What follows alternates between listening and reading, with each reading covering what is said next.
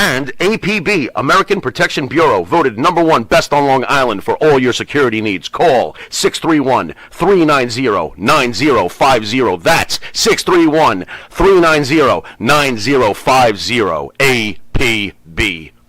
This is Billy Jack Haynes, former WWF Pro Wrestling Superstar, and this is Monte and the Pharaoh, the #1 ever radio podcast in the world. Somebody say something about Tommy Wildfire Rich. Whew, I love my beer, but I'm going to tell you something, ladies and gentlemen, to all you beer drinkers out there. Hey, when it comes down to some good wine, I like this good fucking wine right here. So, ladies, gentlemen, y'all need to go down and get you some good fucking wine. Sir? Ah. Manscaped? Uh-huh. Have you tried the new equipment that's been sent? I'm afraid because it says Weed Whacker. I'm scared. Maven, Manscaped, what are you thinking about Love Manscaped, dude? Love it. What do you use it for? Necessity. What don't I use it for? Put it this way. The only hair I have on my entire body is these eyebrows. Yeah. That you see. These caterpillars racing to the middle of my nose. That's it. That is it. That's all I have. And that's all I want. That's the So Manscaped is a must. We were talking before the show, there's nothing worse than just hair. Yeah. Right? Hair on a woman, hair on a man, it's just bad. Absolutely. And it's the one thing that the older I get, it starts growing more in unwanted areas. Absolutely. I hate it. I'm going to ask you a question. Uh-oh. Just going to go out there. Oh, boy. Go for it. You're doing a deed. Yes. Again, I don't want you to have to admit this because we, as men, we try not to admit this. But if you're going to go do the deed on a woman, would you rather have her be hairless or a little hair, racing stripe, or Racing stripe. full retro bush? Racing stripe. Retro Bush is out. Yes, thank you. Retro Bush is out. Yeah. I don't mind a small, well-manicured landing strip. Every now and then, if it's completely, and I'm talking like baby's ass bald, then I start, where is that pedophilia line?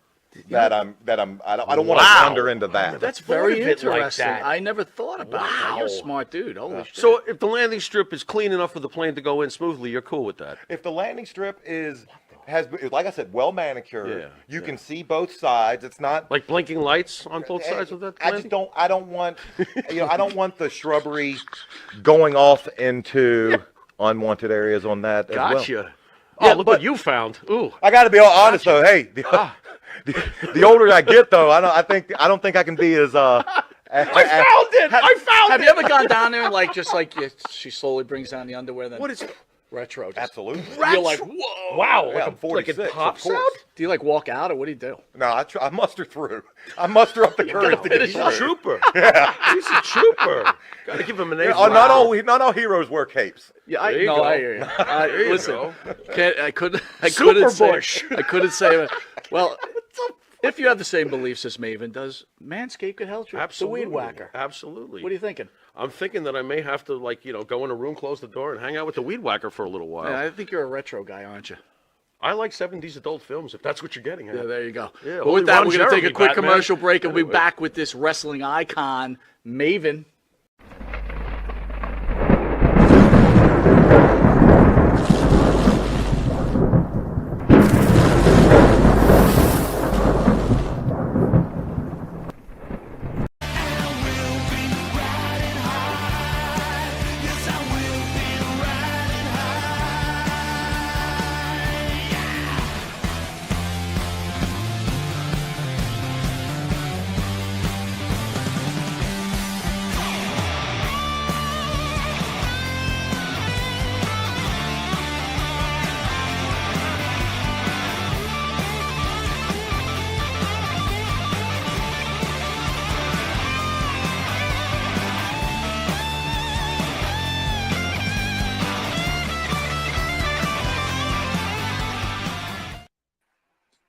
You know what, dude? I'll never get sick of that riff. We were just talking about Zeppelin before going on there. I won't get sick of that riff, dude.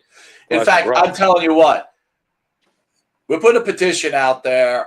Riding High has to be the new Becky Lynch theme song. We need to push this agenda, right? Before she returns, she needs to come out to Riding High. In fact, The next show, I'm playing that video as the intro. That's going to be the intro video. You know, get away from the Maven commercial, whatever, for a while. I mean, I'm getting a little tired of it, to be honest with you. I'm just like, ugh, shut up. Sleepy guy still sleepy. It's like Sleepy still sleepy, you know. Yeah. Maven's being Maven, and we're talking about Bush. You know what I What mean? don't It's I use it for? These two caterpillars racing to the middle of my nose. Oh boy. Yeah, I got the fucking thing memorized.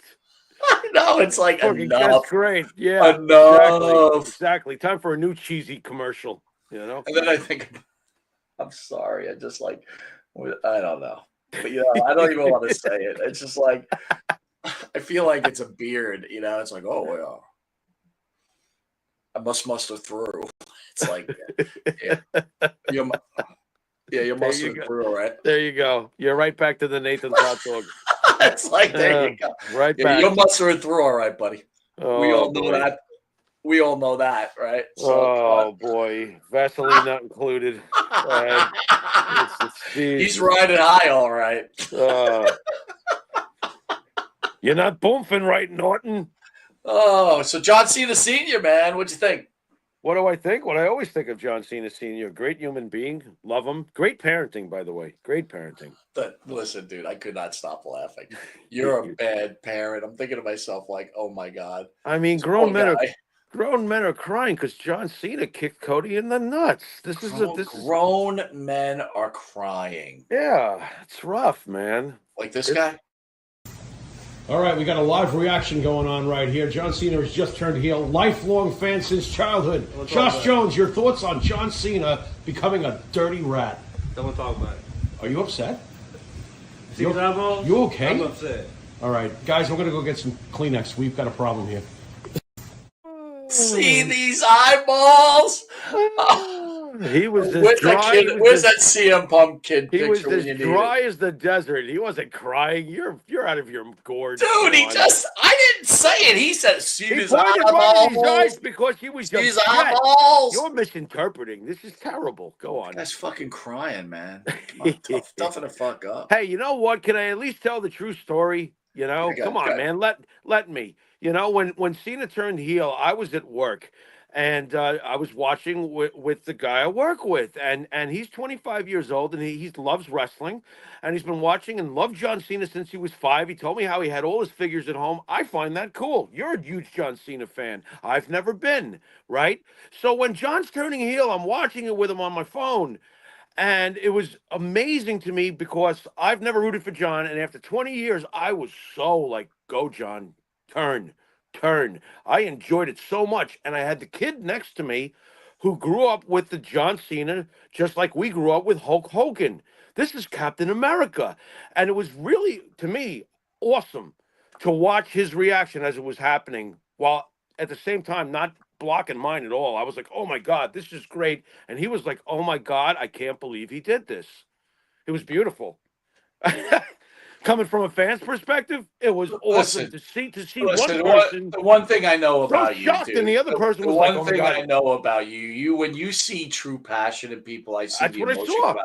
I remember when way I back thought it when was we great. first started the show, and we would do it. It was like one of the early days, and when Edge came back, and people were fucking like just friggin' flipping out.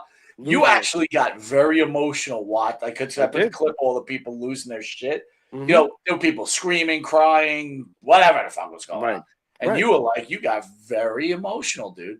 Very emotional. Right, because I realized that as the generations go on, there's a hero for all the kids of today, just like there was a hero for all the kids of yesteryear. You know, so to me, John, this was huge to so many people. And no, Josh Jones, who I love working with the fella, he wasn't crying. He was just like in shock. And it was awesome watching him in shock. I wish I had been watching it with you. Because listen, men can cry, Jimmy. You men two guys, cry, there's no crying in softball. What are you talking about? It was crying. It's okay, cry, dude. You know, I told him you might do something like this. He was like, that's cool. Because he don't care. He was crying. He doesn't care. It's okay that when his kids get older and see him on this video 20 years from now, like, Dad, you're a crybaby. Oh, Crybaby. Crybaby. Terrible, man. Here's something that didn't get enough play, bro. What's Come on now. Looks like Tiffany Stratton had more than just Tiffy time moment last Friday night. SmackDown, she had a Tiffy slip, or nip slip, as we like to call it. During her match, the self-proclaimed center of the universe had a little wardrobe oopsie and had fans double take faster than a ref missing a low blow. While some might call it a botch, others are calling it must-see TV, and I am too. And thank God I found this picture, and of course I put the arrow there in case you don't want to miss the nip, right? Stratton knows how to steal a spotlight, whether she means or not. One thing's for sure, after this, she might start double-checking those straps before heading to the ring. Production team was a fast blur effect. So, dude, the production team on this did really well. They blacked this out quick. If you were watching TV, you really couldn't see it. But thank God for photographers around the arena, dude. Listen, dude, I just want to evaluate something. I'm evaluating that you're really desperate for private bathroom time. What is wrong with you? But look at this. You see where that arrow's pointing? Yeah, I see it. But thankfully for me, I have shades on, so I can remain like comedically neutral. What I really enjoy about this is her nipple is like brownish. It's not like that red. Oh, come on. It's a nice dark brown. Like you could tell. What, like duck soup? What are you talking? French onion? No, it's like a dark brown nipple. It's okay. So good. Like a little sausage patty with a point. That's nice, Mike. Well, no, like when it comes to first of all, are you an ass man or a breast man? What? Are you an ass man or a breast man? What? You can't be a fan of both? What is wrong? I'm ambidextrous. Listen. You can be a fan of both, but if you had to choose both, if you had to choose, gun to your head, which one are you going with? Which one am I going with? Yeah. What for the end result to be of satisfactory detail, Captain? I guess. If you're picking boobs over the butt, then you've eliminated points of entry. You're an idiot. Absolutely not, because a woman could put her arms together and push them together and make a. I don't want an elbow titty finish. What's wrong? By the way, it's pretty nice. It wasn't Tiffy time. It was titty time. Is that what happened? Well, yeah. With the arrow pointing, you know what? How would you have felt if Triple H decided to do your way and just point an arrow at it? I think that would have been funnier. What do you think? I would have loved it. But let me ask you, when it comes to the women's breasts, this is ridiculous. Do you like the lighter nipples or the darker nipples? Pay attention to shit like that. What's wrong with you? You watch wrestling for sexual clues?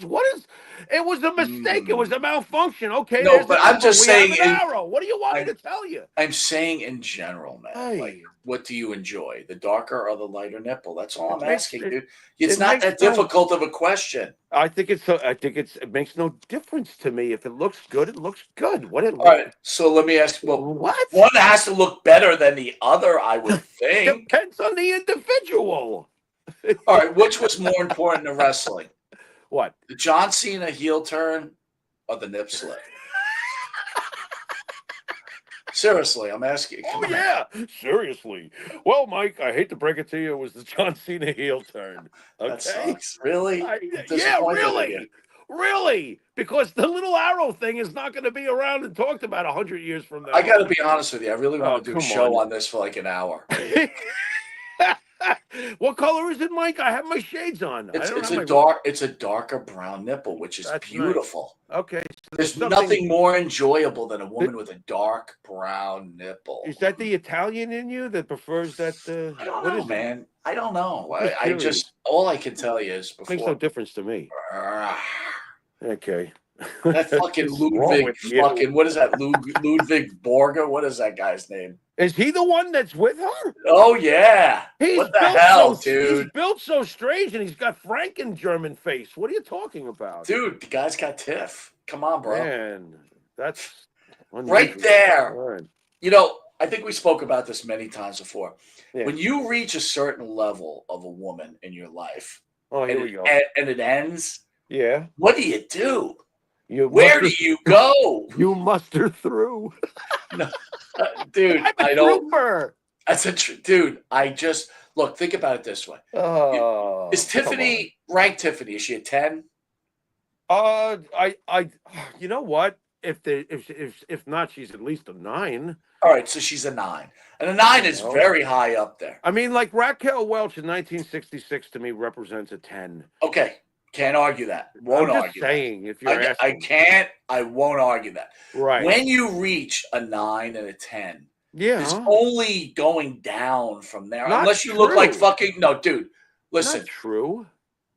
Not me. True. Listen, wait. Hold on. All right. The greatest devil I ever came across was one of the most beautiful women you'll ever lay your eyes on, and that was a devil. And I did overcome that, and I got just as you know what? It's not. No, you didn't. No, yes, you I didn't. did. You didn't go from a 10 to a 10. No. There has to be an in between period, like the pickle on the hamburger. Let me just explain something to you, right? That's life. Though. You and me, right? We'll just use us as example because it's our show, right? Yeah. I don't know. I'll say you're a 7. I'll say I'm a 6. Maybe I'm a 5. Conversation. Okay. Okay. All right. A 7 and a 5. A 7. The 7's pretty good. Listen. Listen. Listen, you might have been an 8, yeah, when you were younger, but you're a 7 now. All right, let's call it like we see it. All right. Hey, 7 is heaven, man. 7 ain't bad. Listen, 7 is not bad. You're giving yourself. You're giving yourself a 6. Or a 5. I'm gonna go 5. I might go 5. I might go. Don't go. Fuck you. Don't even say that shit. Listen, all I'm saying is a 7 and a 5 are not bagging a 10. You know, and it's like sometimes, but sometimes they do. Like that Ludwig Borga guy. What's his name again? It's not. It's Kaiser. Oh, Ludwig Kaiser. Ludwig Borga. Right. So Kaiser is not a 10, right? Kaiser's not a 9. No, he's not an 8. No. He's not a 7. No, he's not. No. He's like me. He's a 6. And he's a 6 at 25, where I'm a 6 at 57. He's chiseled, but he somehow still is a 6. No, and he's got that German hair. Dude, he's got the weird, very light hair. When he turns sideways, it's like I believe that he's definitely like in the ostrich family. He might be. So listen, weird. So the guy bagged himself. Yeah. I'm just doing it. So I'm trying to keep this conversation going because I just want to look at this picture. Yeah. This is bad. Stop. Go on. Okay. He bags this. Okay. Yeah. When she decides to just dump his ass, which you know is coming. Okay. Oh, eventually, sure. Where's this guy going to? Nia Jax? I mean, what's he doing here? What's he doing? He wants to work rough. He's going to Nia. And by the way, Nia's not bad. What? Nia's not bad. Well, Nia's a 4. No, she is not. She's You're going to make Nia Jax something higher than a 4? No, she's probably like a 6. Don't you make her she's got a good look. No, she's not equivalent to. She's not equivalent. No, she's not a 7, and she's not equivalent to you, Pharaoh. No. This is wrong. Nia Jax is like a 4. What are you talking about? Nia Jax is. What are you? You gave her a 6? Anyway. Oh my God! Here's a 1. Here we go. Why so is this up? This quick. Isn't on the script. What are you doing? I thought we were. Go ahead. You thought we were done with this, right? Would you please go ahead? But anyway, I just want to read this. So this is the latest. Don't give a shit anymore about battle. This. Yodelay. With Yodelay, man. Hold on. Yodelay. So recently, Conan said to Monte and Pharaoh, my name is like and he shows like a purple, what is that, like what is that, what's a purple vegetable, dude? I don't really care, but it was basically a penis reference. Go ahead. Yeah, but what's a purple what is that? I don't know. I don't eat vegetables. That's why they took out 2 feet of my an eggplant. Like he has an eggplant, right? It was an eggplant? Yeah, it was an eggplant. All right. That's the emoji he pulled, an eggplant. That's different. My name is like my eggplant, which means penis, right? Always in your mouth. And we responded. You responded. Go on. We responded. Relax, Conan. Your name is like WCW in 2000. Always around, but nobody really wants it. Yeah, that was good. And then he wrote back, and then he wrote back and said, "Stop conversing with me." Okay, finally, good. I'm thrilled. I've cared about this as much as I care about getting the runs. We broke him down. We broke down Conan. He couldn't handle it anymore. He cares. And by the way, those Get My Go guys from last week, right? Yeah. Thank you to some of the fans out there that wrote me and said, "Hey, man, they're talking about reporting your video for using it. trying to get us a strike. So I pulled everything course. down that had anything in their video, and I put some shorts on. Right. And all last week on X is like, we're not going to do anything. Put your video back up. Blah, blah, blah, blah. And meanwhile, we could have reported them. And then they're like, right. It's just like, whatever, dude. It's like, it's I don't like, care. whatever. I don't care. Buy soap, take a bath. I don't care. That I guy don't is- care. that guy I mean, is I'm stinky. sorry, He is but stinky. He's stinky. Mike, I've talked about it for years with you. That's the bottom of the septic tank. Who gives a shit? Got to get it. Dude. Who cares? Next. You know? All right, Unbusted Open Thursday. Oh, God. Your friend Dave LaGreca. Why is he always my friend? Because he is. He is not. I don't even talk to the He went man. on a rant. He went on a rant with Dolph Ziggler. Nick, what's his name? Nick Namath? No, that's his brother, nice right? to me when I met him that one time, but other than that, okay. So what is Dave up to? Let's get. What do you mean, Dave's nice? Dave's not nice. Stop He was Man, nice you are one taking time a high road lately, dude. Ever since you married Miss McDaniel, you don't want to pick on anybody. No, that's not true. I'm not going to have revisiting this history like Disco Inferno. When we Listen, met, the one time we met Dave, he was fine with us. I don't remember there being a problem. No, there wasn't, but now there's a problem. That's the only time. Well, obviously, because you start shit with him all the time. That's why. Who does? You. Me. I start shit with him. So Jimmy, Okay. I have to ask you this. We have not discussed this, but I did want to tell you something. All right. So anyway, right? Your wife, I love her, right? I love her. She's a great person. But recently she put a post on Facebook of her and Dustin Rhodes. And she said, I think she wrote like, always good to me or whatever, right? Yeah. It took all I had in my being and also our friendship. Because I go, if I write this, smart. I'm gonna hear never gonna hear the end of it. No, but I just wanted to tell you, I was just gonna go, at least he stands up for you. Dude, you are so bad. Now, by the way, that's funny, but you're a sick fuck. And you made the right choice. Okay? I did. You did. I did. You did. I'm proud of you. Way to restrain yourself from your usual. But it was funny.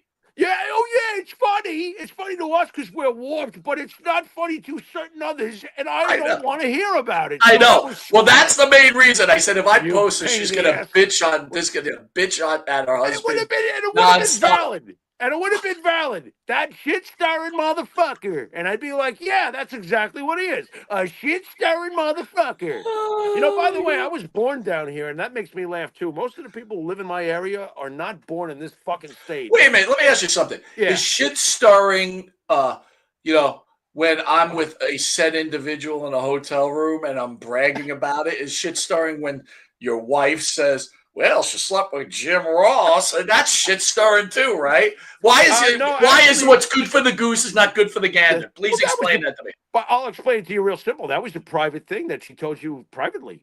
Oh, that's that true. Wasn't I love how you missed like very important details about how human beings learn to how they learn to communicate and respect each other. That's why I run it by you.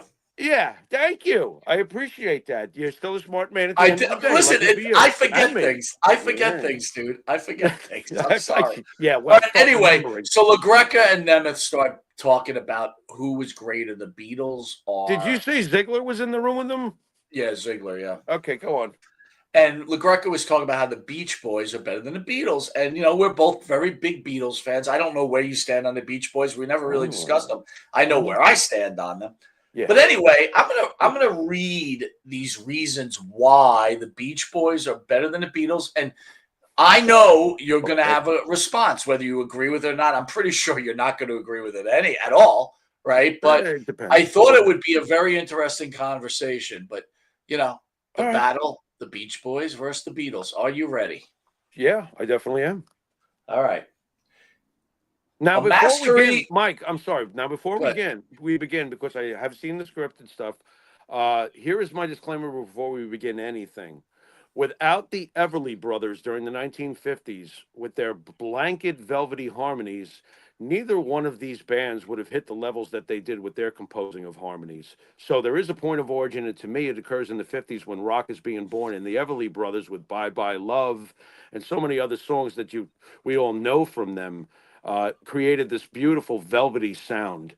that the Beatles later, of course, took to their own level, and the Beach Boys too. That's my disclaimer. But go ahead, Mike. Well, I think there's origins to everything, whether it be sports, Yeah. wrestling, whatever, right? So, but again, eventually it gets eclipsed by more greatness and more greatness, and the advantage is they get to do it after it's been invented, right? So it's always improvement. So it's always hard for the older wrestling fan, just to bring it back to wrestling, who grew up on a Bruno Sammartino or a Buddy Rogers or a Lou Thesz, to turn around and go, Roman Reigns, fuck that. You know what I mean? Of course. But it's clear that, whatever. But anyway, mastery of vocal harmonies. The Beach Boys are known for their intricate layered harmonies, led by Brian Wilson's genius in arranging vocals. These harmonies were far more complex and influential than the Beatles, setting a new standard for pop music. Jimmy. Okay. The Beach Boys were geniuses in harmony. They were, and they are in the penthouse of bands that could harmonize. So let me get that out of the way. But the ones who set the template for everyone and opened up the doors for all the new possibilities in sound, because the public said so, we're not going to reinvent history, is when those 4 guys from Liverpool got off the plane, in New York, and went on the Ed Sullivan Show, and everything else is history. The Beatles were perfecting their craft in the late 50s into the early 60s when no one knew who they were. And those young kids were in Hamburg. Their schedules were to play 2 8-hour sessions a day at the bar. Can you imagine, Mike, by the way, if I told you that my full-time job was playing in 2 8-hour sessions of music a night and having to stare at brown nipples? I'm sorry. You are a dick. But as I continue to talk about the importance of this discussion that you wanted me to talk about, Go ahead. I'm sorry. Sausage pie with a fucking Eiffel Tower on top, you perv. You're killing me. You're killing me, Norton. You're not bumping right. You're not bumping right, Norton. So, but I guess the first point of the thing is they're saying the Beach Boys are more influential than the Beatles. So no, they're not. They're not, right? No, they're not. And you can see it later on. See, the Beach Boys, this is the one thing I will say about them. And it's almost like talking about the fellow that was in WWE with the guitar. Right. That we love so much. Yeah. The Beach Boys were pigeonholed into surfer type music. Yeah, I thought it was awful, honestly. No, it wasn't. It was absolutely incredible. But the difference between the Beatles and the Beach Boys harmonies were that the Beatles were so much more vast and in-depth as overall composers that they were able to do things with harmonies because they stretched their limit as composers better. You're not going to tell me with a straight face, even if you're the biggest Beach Boy fan, that their catalog is superior to the Beatles. You're not paying attention. You're just not paying attention. The growth that happened between 1964 when the Beatles land with those haircuts, by the time they're done and their sound, the way it morphed, it went from the original Beatles as we know. And then the next thing you know, they're getting high with Dylan and they're playing acoustic like Norwegian Wood Nowhere, Jimmy, man. And then they're taking acid and they switch to Sgt. Pepper's. And then by the end, they come full circle and they're doing Abbey Road. The changes that happened are way more. Do you think the comparison is because the Beach Boys outlasted the Beatles and the Beatles were in such a short window of time? If you really look at the Beach Boys' heyday, they did not truly outlast the Beatles. All right? Because don't forget, during the 70s, while the Beach Boys are slowly petering out, and that's the truth. They came back in the 80s with a hit like Kokomo, so they had their endurance factor because they were geniuses. I'm a big Beach Boys fan, but the Beatles catalog has never died.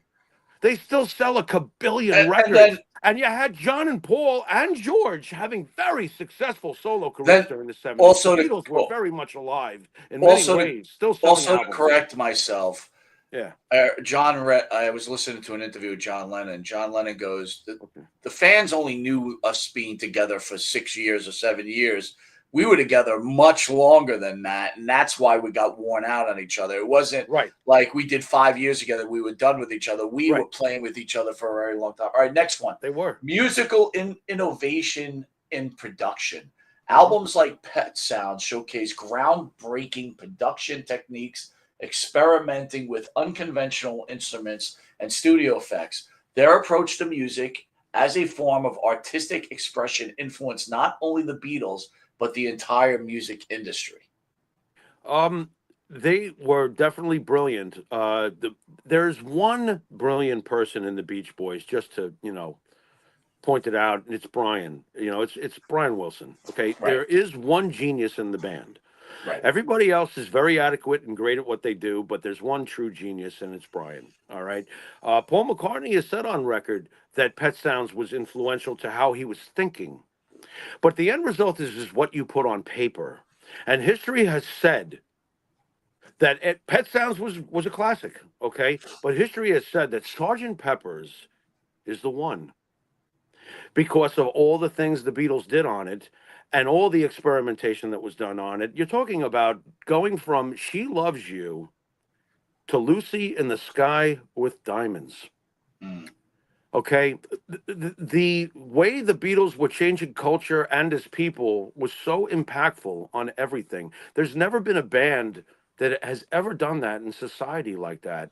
We've never seen that since, Mike. Think about it. You could name your heroes. You could say Van Halen, the god of the 80s. True, but did he change society? No, the Beatles did. Led Zeppelin, greatest band of the 70s, hard rock. They're legends. Did they change anything? No. What if I said Nirvana? What if I said Nirvana? No, it didn't change anything. You don't think it changed society? No, I don't think so. I really don't. Not on the level that the Beatles did. No, I agree with that. What I mean by that is that every word that came out of John Lennon's mouth during the 60s was as important as if the president had spoken. That's why John got in trouble when he pointed it out by using Jesus as an example. He was like, guys, get a hold of yourselves. We're just the Beatles.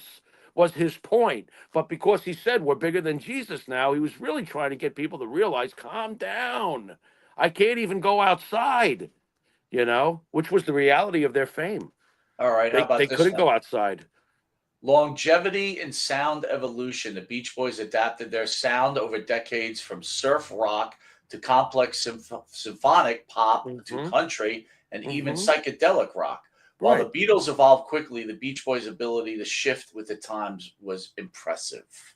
That's overrated. They had the great original classic sound that they had in the 60s. In the 70s, they squeaked out a few. And in the 80s, we got Kokomo, which quite honestly, I fucking hate. I thought it was absolute 80s pop garbage. I hate that song. There is nothing redeeming about it to me. But I also hate Sussudio. We could be here all night on songs that I would like. Wow. I'm disappointed in that comment. Just say the word. Here we go, fucking again. I mean, and no one knows to this day who Sussudio is, by the way. Collins doesn't even know. I know who that's it is. Great. That's great. Consistent music quality. While the Beatles went through phases, some feel the Beach Boys maintained a consistent high quality across their albums, which kind of was what you were saying before. Ridiculous. With each project adding new layers of weight. But you did say, here they went from She Loves You to Sgt. Pepper's, right? I think this is trying to say that the Beach Boys remained at a very high level for a very long time, where the Beatles were up, down, up, down, up, down, up, down. The Beatles were never down. Okay, once the Beatles broke, you had the She Loves You, I Want to Hold Your Hand time period, okay? Then Bob Dylan, they meet Bob, the greatest on paper lyricist of the past 100 years. They meet Bob Dylan, and they come to him, and he gets them high. True story. They had never smoked pot. So he gets them high, and they start thinking about outside the box of She Loves You and I Want to Hold Your Hand, the cutesy stuff, And the main point is that they started writing Norwegian Wood, Michelle, Yesterday, and they brought this to Bob, and they played it for him, and they wanted his approval before they went to George and said, okay, let's release this. And Bob listened to it, and he turned to them and he goes, congratulations, fellas, you're done being cute. In other words, it was time to move on to a deeper level, and with that deeper level, we got Nowhere Man. We got In My Life. Out of that deeper level. Hey, Jude. And think about the change. Okay, you went from She Loves You, I Want to Hold Your Hand, a sound we all love. The world went nuts for it. And then you're growing up, you're getting older as a person. These guys were accelerating very quickly with the fame and their age These are formative, very important years when you're in your 20s. You know how this goes, and it was going fast. But the stages that happened after the pot smoking comes Sergeant Pepper, because now they're acid dropping. And you've got Lucy in the Sky with Diamonds, and you've got what I think is their greatest composition of all, A Day in the Life. I'm sorry, but the Beach Boys are not doing that shit. I don't want to hear it. And as far as vocalists, here's another huge. My favorite is Octopus's Garden, to be honest with you. Let me tell you something. You could crack your jokes all you want. Octopus's Garden is a wonderful little ditty. Wow, look at you get all Beatle angry. Yeah, well, it's a wonderful little. Fuck with the Beatles, motherfucker. All right, how about this one? Influence on California sound. The Beach Boys, and in particular Brian Wilson, helped define the California sound in the 60s, shaping the music landscape of the era and influencing countless artists both then and now. Now I'm not so sure. Name me one beach band, okay? I'm not so sure. But I agree with you. I'm trying to think now. Right, now of who? No. And to their credit, they're a very hard sound and feel and vibe to replicate, and that's a great comment to them. The Beach Boys are definitely hard to duplicate, okay? That says a lot. It's like the Doors. Who the F sounds like the Doors? Nobody sounds like the Doors. Some bands have that quality. The Beach Boys have that. But as far as, they were perfect for the time and for that scene. Beach music, they're the Babe Ruth of that. But other than that, like I said, getting back to, they were kind of pinned into a certain thing. And I got to get this in. As far as vocalists go, the biggest difference between the Beatles and the Beach Boys is there was no one in the Beach Boys that could ever take it to that growl level. John Lennon, Twist and Shout. Paul McCartney, Oh Darling, Helter Skelter. Good Lord. These guys had monstrous voices, powerful voices. The Beach Boys, Mike Love did not have that. I'm sorry. He didn't. Brian Wilson did not have that. My favorite song from the Beach Boys is a beautiful song, and it shows how brilliant they are. God Only Knows. God Only Knows is a masterpiece. And by the way, it's Paul McCartney's favorite song.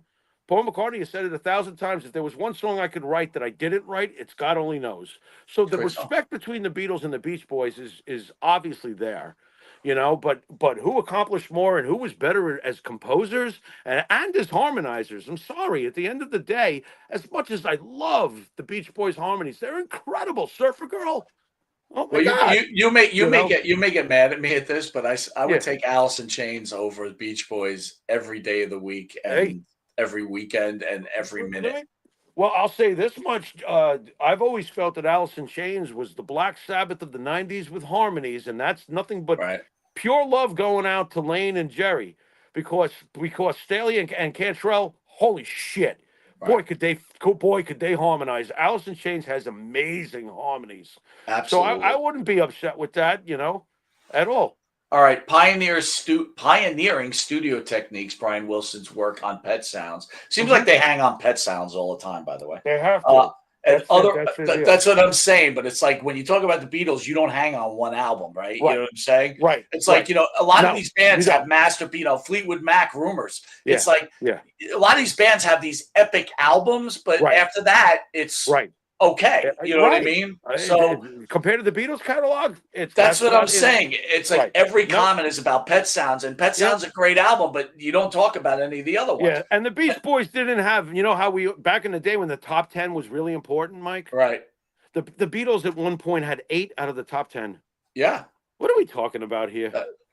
Another album show how to use studio as an instrument, creating textures and sounds that hadn't been heard before. The Beatles followed suit later and were heavily influenced by the Beach Boys' approach to studio creativity. Okay. That's, what this goes back to? This to me is very artsy-fartsy. All right? It's artsy-fartsy to me because if you want to make the argument that the Beach Boys production was superior to George Martin, don't make me laugh. All right? Please don't make me laugh, because George Martin is the barometer. He's the very top of the needle on the Empire State Building. All right. There's nobody that broke more ground in the studio with all those changes from 1964 to 1970 than George Martin.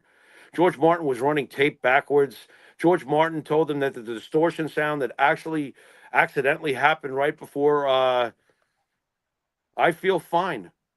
I don't know if you remember that song, but there's this distortion feedback, and it's one of the very early times where, experimentation's being allowed. The backward masking on Tomorrow Never Knows, where the guitar is run backwards. It's just a day in the life. Stop. The guy was classically trained. I mean, George Martin. Everything that you hear in the Beatles that's got a classical touch comes from him and Paul, because Paul was the original classical guy. John was balls. The Beach Boys didn't have these interesting. The next one I'm going to read to you, and I agree with this one, but there's a reason behind it.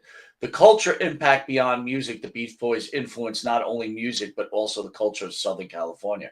Their image and music is often seen as synonymous with the carefree, surf-infused, sun-soaked culture that defined the 60s in America. Now, again, you lived in a state where you had that type of lifestyle, right? And it's like you actually can control the narrative, where the Beatles weren't identified with a state. You know what I'm saying? They were identified with the world, I would think. They were identified with the country. They were identified as those four lads from England.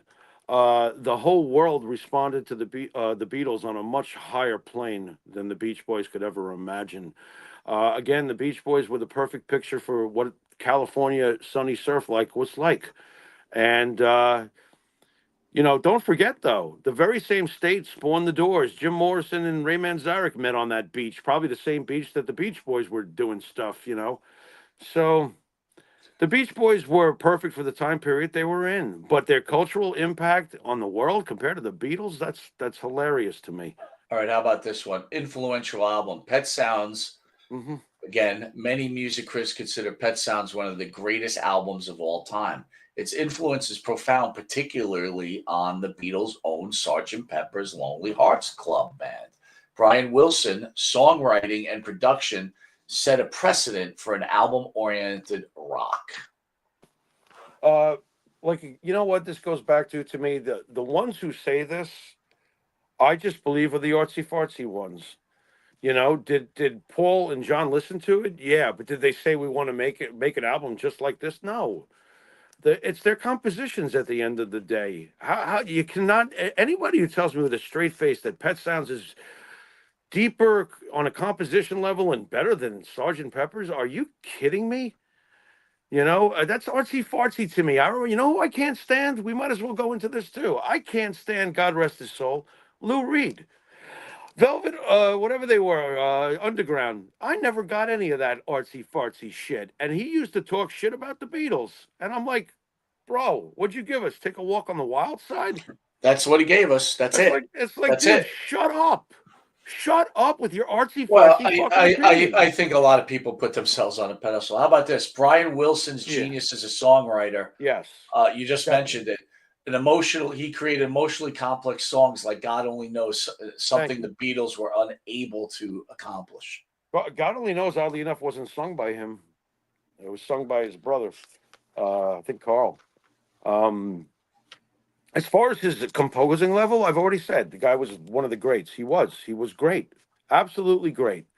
But at the end of the day, if you're going to try to rewrite history and tell yourself in your artsy-fartsy little, cellar that the Beach Boys were more influential and bigger than the Beatles, it's a joke to me. Right, how about this? Enduring win on it. If we did like a when we do like a head-to-head, yeah, when we do a head-to-head, the Beatles would cremate them, just cremate them. How about enduring influence in various genres? The Beach Boys' influence can be heard on genres far beyond pop and rock, including folk, Indian, psychedelic, and experimental music. Just stop. So basically, let me ask you something. The Beatles are number one for you, right? in all time, right? Let me hammer home influence. Can you give me a couple seconds to do that? Go ahead. Yeah. Okay, it goes like this: influence. Okay, what comes after all the music during the '60s, which the Beatles were the trailblazers for? After the psychedelic rock, we went from the cutesy rock to the acoustic rock. Everyone's following, and then they do the psychedelic rock, and they get back to the basic rock, which opens up the door for Led Zeppelin to come into the '70s, because the basic rock was what the Beatles returned to with songs like Helter Skelter. 1968, that was heavy as fuck. Oh my God, it was so freaking heavy to hear something like that. Then you go to the '70s. What happens in the '70s? We get hard rock. What was one of the biggest bands of the '70s was Kiss. Keith Simmons worshipped Kiss. Worshipped the Beatles. Worshipped them. Black Sabbath. Heavy metal was born during the '70s. Why did Ozzy Osbourne become a singer? Because he saw the Beatles on the Ed Sullivan Show, and his gods were John and Paul. So influence. Now you just took care of the '70s. You get to the '90s with Kurt, and Kurt's favorite band and biggest influence, which you could hear in it when 1991 hit. I'm like, oh my God, who is this angry John Lennon? Because his favorite band was the Beatles. Did Nirvana change the shape of music in the '90s? Yeah, I think so. So as far as influence, no. This is a no contest insult to John, Paul, George, and Ringo. It's a joke. What are you talking about? They influenced everybody, and they're still influencing people today. They still are. They're the Beatles. Well done, Jimmy. Oy.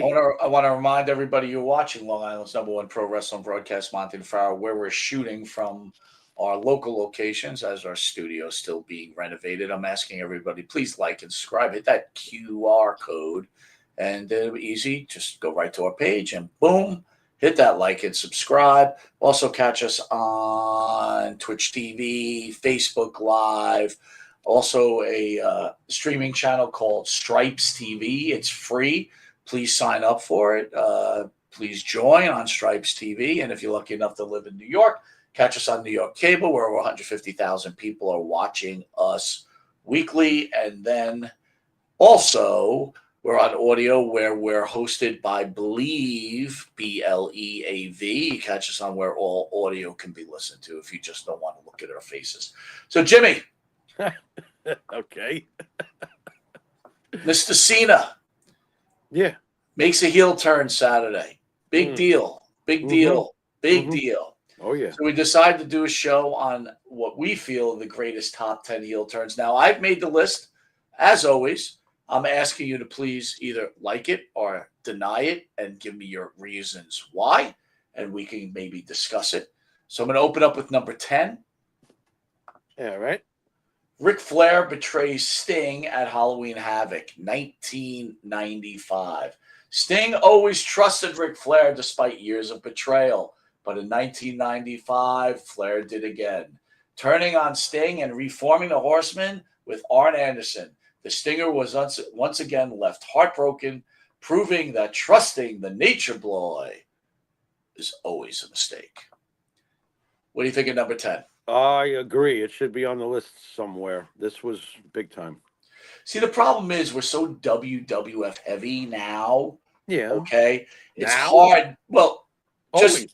there's not any real, or like you're not looking at MLW and going, that's the biggest heel turn. No, you know what I mean? No. So it's MLW. I don't think you're being like, not you, but in general, if you do this list and not have NWA on there, or maybe even AWA, depending, you're not really being historically accurate, right? Or at least historically fair. I could see this being on the list.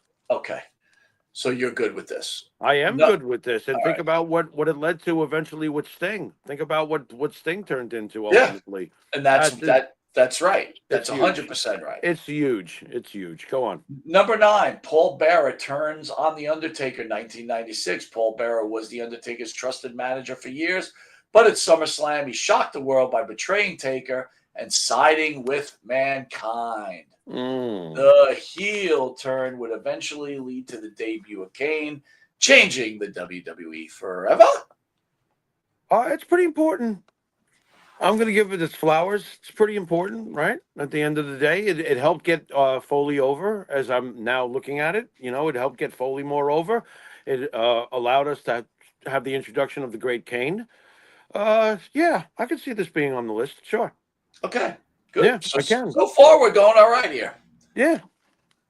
This one, All right. Barry Windham Oh. turns on Lex Luger and joins the Horsemen. Now, you could go Lex Luger turning on Barry the other way, too. I kind of wanted them like in a combo in this spot.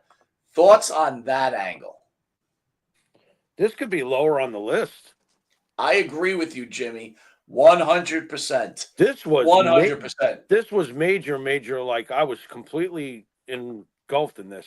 This was great. You know, is it more so because of Barry? Because let's not forget, Lex was, like we were saying to John previously on the show, Lex was huge in the old days before he got to Vince. When John said some stuff about Lex and he really didn't do well in the business, again, that was his opinion, obviously. Yeah. I agreed with your take on it. Lex, now again, I think John is right. Lex was handed everything from the beginning. Oh, yeah. No doubt. And if you think about everything he was handed, I don't want to say his career was a failure, but it certainly did not reach the heights that it should have. I don't know. You know, it's weird with me because on paper, when titles were harder to win, they were harder than they are today in general. Right. You know, when I look back and see how many times he was champion and what he accomplished, and back when the U.S. title, listen, without Wahoo, without the U.S. title, that title meant something when he had it. It really did. It carries more weight than any secondary belt does today. Let's be fair. It does. You know, so when you look at his resume that he did, and the Horsemen, it's a home run. I think Lex Luger is on paper a home run. Did he fail with Vince? Yes, he did. But Vince was trying to do the impossible. I want to ask I'm going to make the next Hogan. No, you're not. And by the way, congratulations to Lex Luger, Hall of Fame induction. Yes. Here's a question I wanted to ask you, Jimmy, your thoughts on this. Eric Bischoff had gone on record that Sting had contacted Lex, and Lex wasn't happy to WWE, and Sting went to Eric and said, hey, Lex is interested. Eric wanted no part of it. So he offered Lex, but to appease Sting, he offers Lex a very low contract. So because he figures he's going to get turned down, this is according to Bischoff. Right. Right. And Lex accepts the offer. Okay. And he basically said he wanted to have Lex prove himself. But let me ask you this question. Didn't Lex beat Hogan for the WCW title fairly quickly after his return? I don't remember. I honestly don't. I wish I could give you more than that. I don't remember. That's the way I remember it. Because he was the first one to beat Hogan. It didn't last long. But I remember. Maybe somebody in the chat can look it up. I don't recall exactly at what point that happened. But it was obviously very anticlimactic and didn't mean anything because I don't remember. Well, I would remember important shit, and that's not striking me as too important. Huh. I don't know, man. I'm wondering right now. I'm just like, it just like doesn't make sense. You had no interest in the guy, and then you give him the title. All right. Anyway, let's move down to. Ultimately, that's what they did. I mean, but they were like eventually handing that belt out like, chicken strips. So. Number 7, Seth Rollins betrays the Shield 2014. The Shield was dominant, taking down everyone in their path. But in one shocking moment, Seth Rollins turns on Roman Reigns and Dean Ambrose, aligning himself with Triple H and the Authority, and the sound of the chair echoes through the fans' minds. This could be higher. This was one of the greatest heel turns ever. Well, what happened to Reigns and Ambrose at that time when that happened? They just went on their own? No, I think they were still together for a little while. It fragmented, obviously, in the end, one way or the other, but I still can hear the chair shot. I still remember the holy shit factor to it, and I was actually pissed off because I love the Shield. Yeah, I know you were a big Shield guy. Yeah. I love the Shield. I still hope that someday, somehow, we'll see them one last time. Think of what came out of the Shield. Rollins is one of the greatest workers of all time, and he's a great character. I agree with that. Roman is, iconic figure.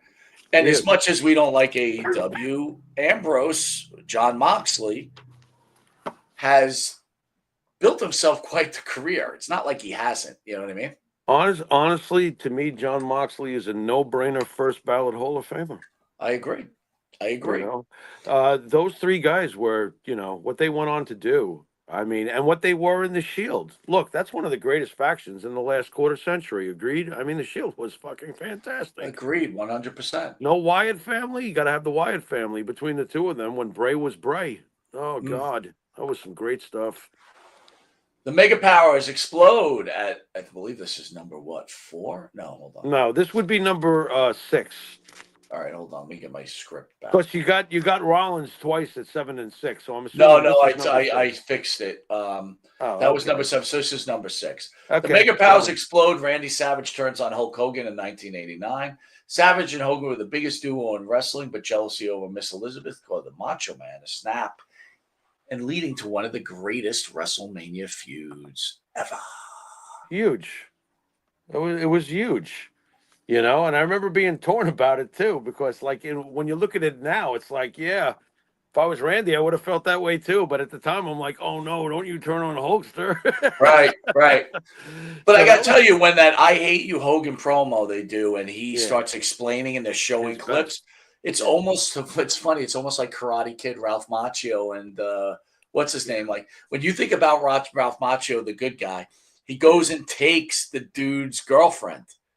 Like, he's pissed. Right. And then he goes, to keeps infiltrating karate, like starting shit, right? Has a fight with the guy, Johnny, right? It's right.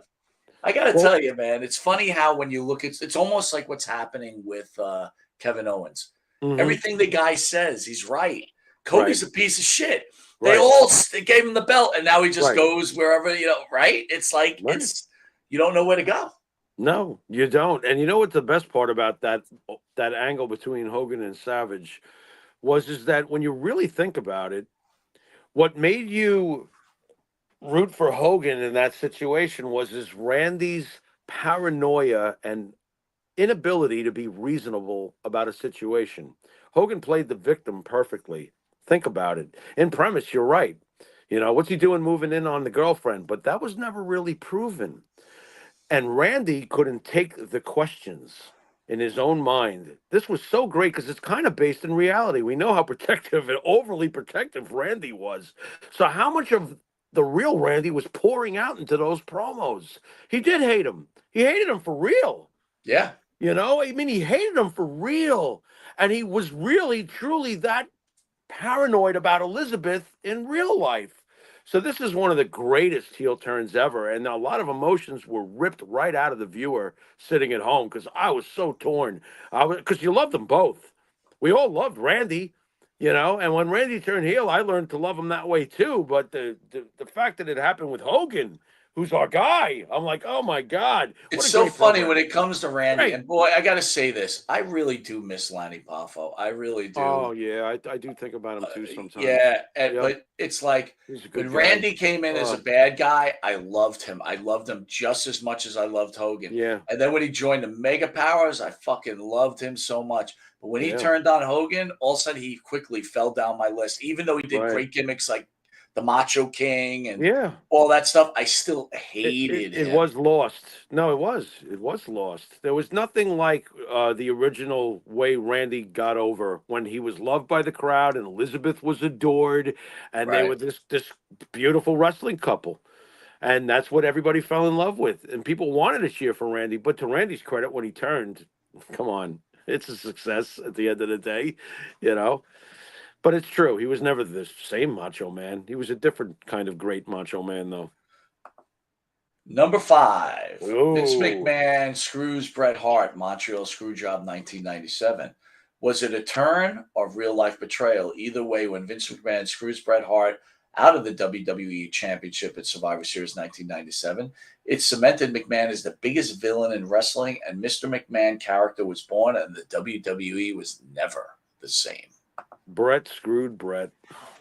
Oof, do you remember that, dude? Of course I do. I remember being completely like, wow, really? It's really gotten this bad?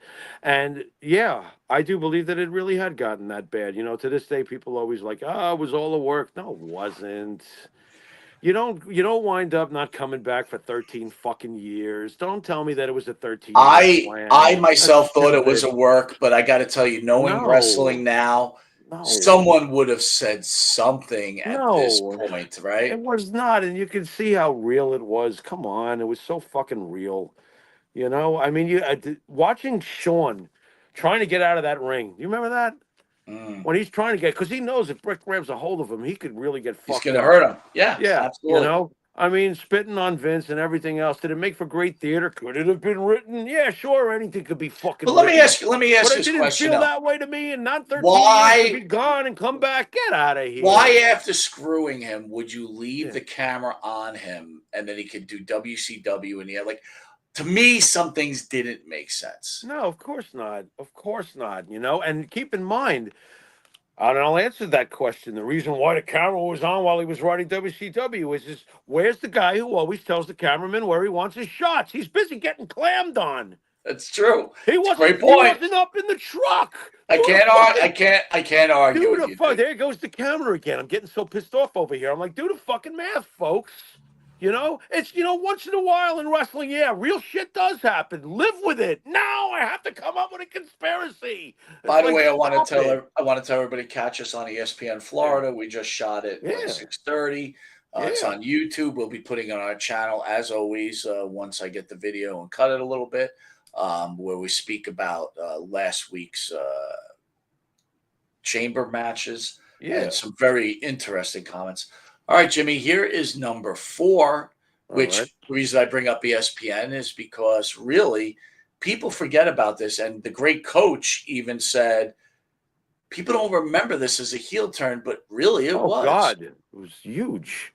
And I mean, Andre the Giant betrays Hulk Hogan. Andre, the beloved Giant, turns on his friend Hogan, aligning with Bobby Heenan and challenging him for the WWF Championship.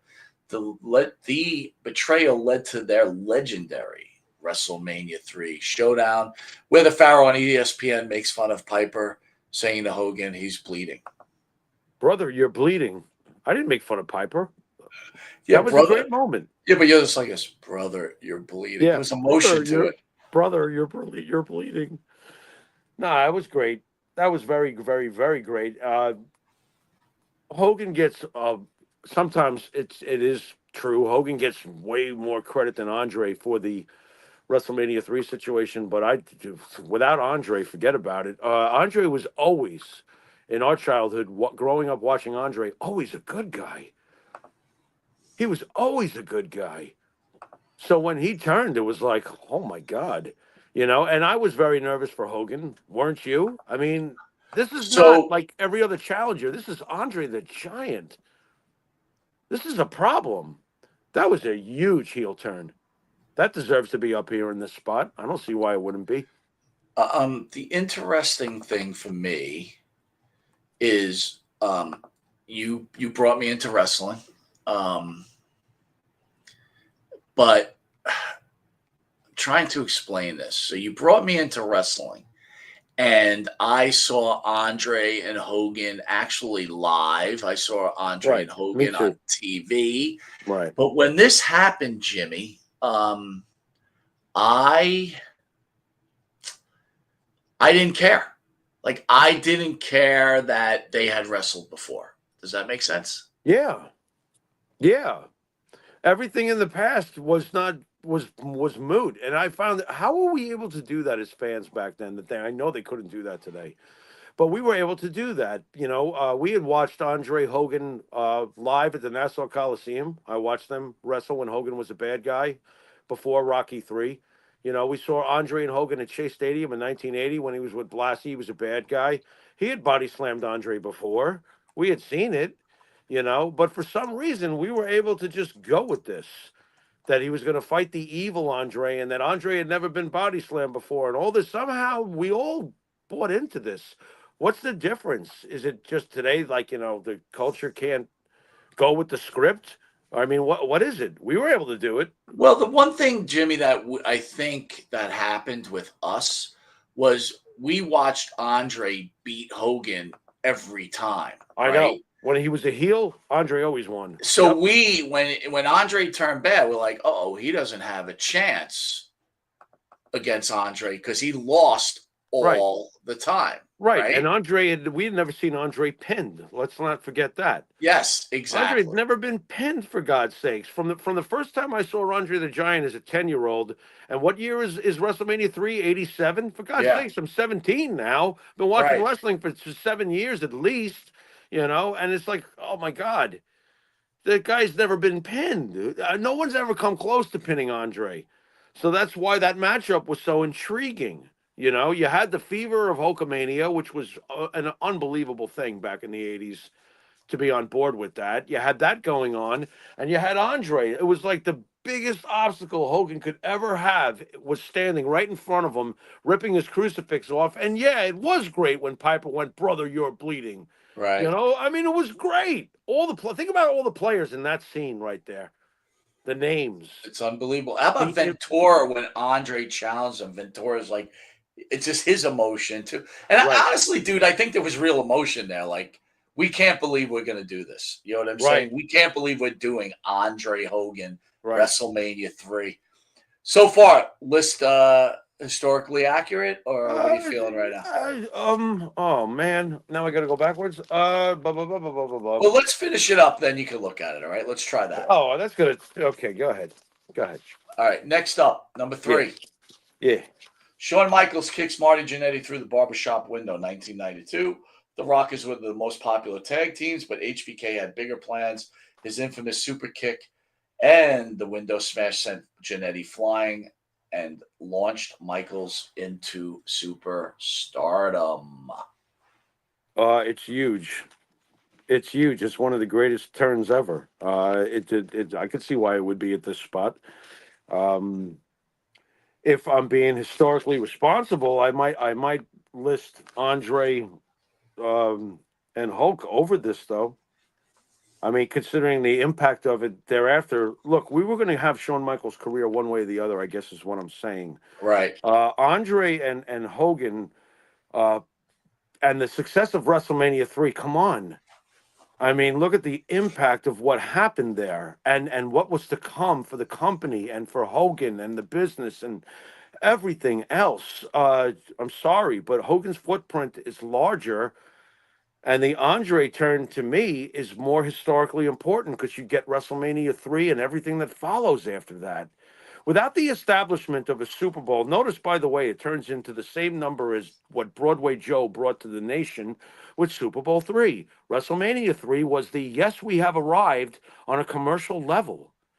And it was the same thing for the NFL. Trust me, there's a reason why the NFL during the 60s had a competitor named the AFL, because they weren't nationwide. And along comes Joe with the fur coats and the Raquel Welches and the styling and profiling. This is a wrestling show, after all. That was the beginning of the Super Bowl. It was Joe. It wasn't the 2 previous Green Bay Packer championships. Nobody gave a rat's ass. Joe brought in a whole nother level and made the NFL the product it is today. Does part of you feel like that Super Bowl? Does part of you feel like Super Bowl 3 was a work? No, I don't believe it was at all. What I believe happened there and the Jets were brilliant about this. And keep in mind, this is back in the days when coaches and players were really in sync with each other. Weeb Eubank, who had already coached an NFL champion, knew that Joe was intelligent enough to make the play calls for the day. Don Maynard was injured. They didn't tell anybody, okay? On the first play, Joe threw a bomb to Maynard, knowing full well that it was most likely going to be incomplete. What he did the rest of the day, he had put that seed in the Colts' head. They were looking for Maynard like every play after that because he went long on the first play. He never went back to him. He wound up using the running game, reading the line, and calling the plays as he saw them on the line because the coach trusted the quarterback. This was not fixed at all. What the Jets did was do what the Giants did in their early Super Bowls and ground and pound and pick you the F apart and keep the ball. Right. And that's what they did. They kept the ball for 40-plus minutes of the game. You're going to win usually. See Scott Norwide with the Bills back in the day, 20-19, Parcells. Number 2, Larry Zbyszko turning on Bruno Sammartino in 1980 is one of the most famous and impactful heel turns in pro wrestling history. It happened during a match in Pittsburgh, Three Rivers Stadium, where Zbyszko, who had been Bruno's protege and former fan favorite, attacked Sammartino with a steel chair. Thoughts on that, Jimmy? Uh, This is a hard one, right? Because it's so long ago. yeah. Does it really deserve number 2? What do you think? I would have no problem with that. And the reasons why is in every heel turn has a good story, one way or the other. Everyone that we've mentioned here, their stories are all great. But there's something about when the apprentice goes to the teacher. And in Zabisco's case, he's the apprentice and Bruno's the teacher. And he humbly asks for a match. And Bruno refuses at first. He doesn't want to fight his son, basically, the one that he's brought up. And somehow, eventually, Larry convinces him, and Larry is as beloved as Bruno at this point. Larry is so over; it's ridiculous. You know, he's very over. The fans love him, and he's always been Bruno's protege. And he agrees to this match, and you can see Zbyszko getting increasingly frustrated during the match. By the way, what a performance by Larry as far as telling the story in the ring.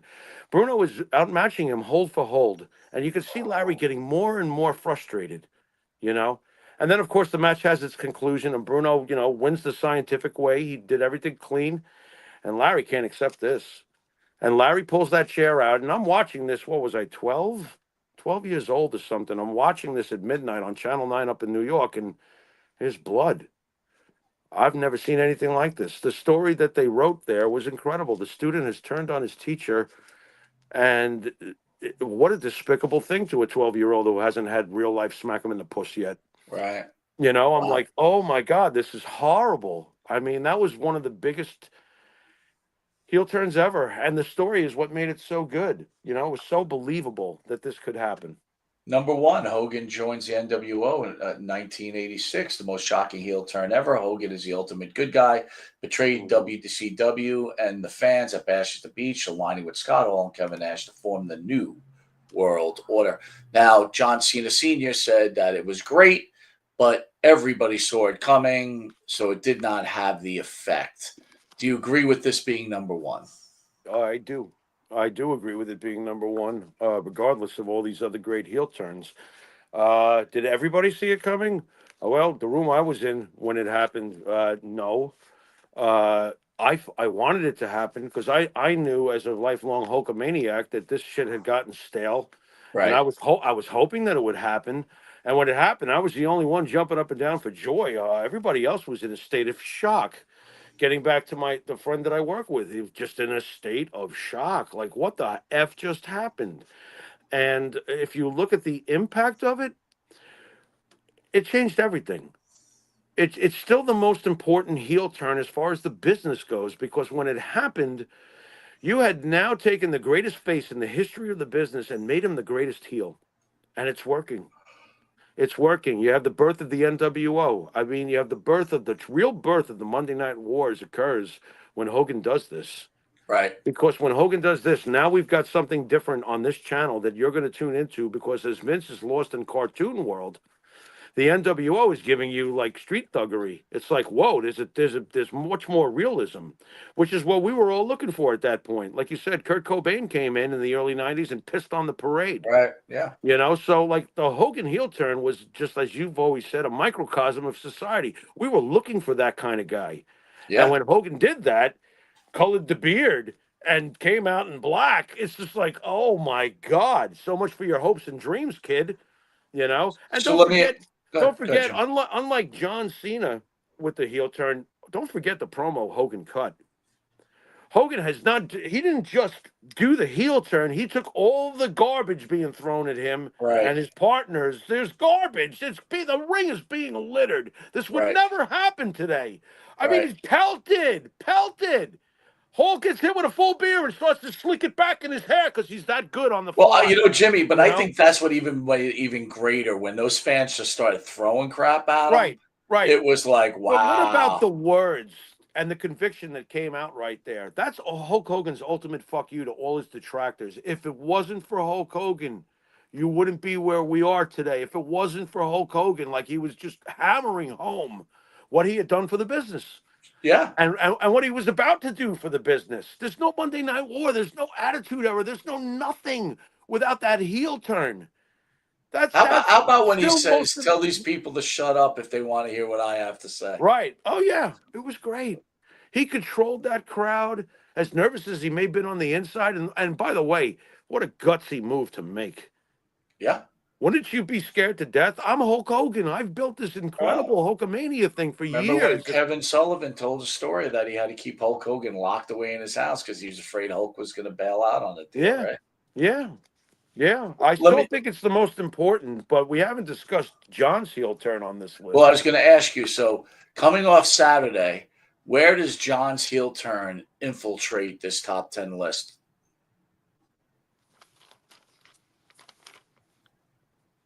All right, right now, on a quick glance, I would put it at 4.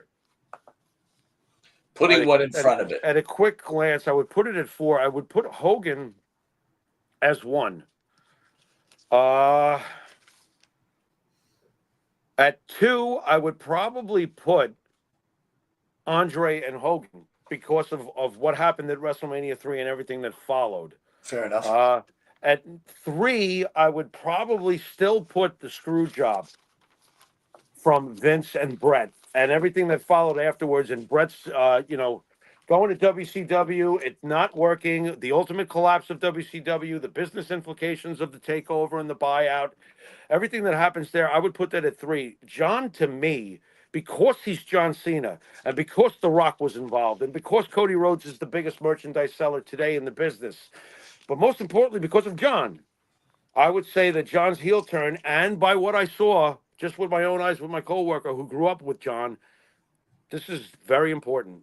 This is something that is very, very, very important and will be talked about for years and years. And it has the potential to be number 1, depending. I don't think it ever will be that. I don't think so either. But it does have potential, though. It's not going to shatter the infrastructure of the business and mold it like clay the way Hogan's heel turn did, or the aforementioned guys we've put in front of him. I could see it surpass. I almost can't. It could surpass the Vince Brett thing, but I'd have a lot of trouble getting to replace Andre Hogan. There was just too much that followed. It's so important. Understood. Yeah, great list though. Well, dude, so 3 back-to-back shows, pretty exhausting night. I want to thank everybody for joining us on a Friday night. I know it's difficult. Next week, we'll be having, I'll put it on the schedule, we'll be having Tony Atlas on. Tony Atlas. Obviously, Jimmy Valiant is on a schedule, along with possibly some other stars, but you can pretty much count on Jimmy Valiant and Tony Atlas right now, but we'll get more into it later on in the week. I want to thank everybody for their loyalty to this channel and for this show and wherever you're catching us, whether it be audio, Stripes TV, New York Cable. I want to thank you for joining us. Jimmy, great job. Loved your conversation with Cena. Loved you on ESPN. Loved your Beatles conversation and loved your top 10 heels. You want to send us on our way? You've been watching Monte and the Pharaoh. And until next week, later, y'all.